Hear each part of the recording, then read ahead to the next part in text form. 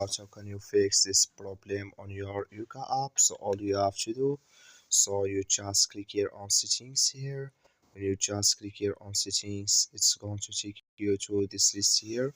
So then all you have to do, so you just go down here, then you click here on apps, then it's going to apps list here. Then here can you looking for Yuka app, or just click here on search, then here add Yuka app here, so just click on it.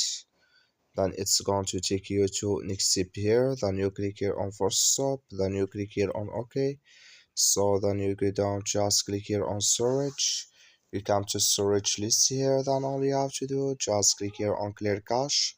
Then all you have to do, so you just go to your Play Store. So you click here on Play Store here, then you search for your car app. It's going to show for you like this. You will find here update, click on it, then it's going to work with you.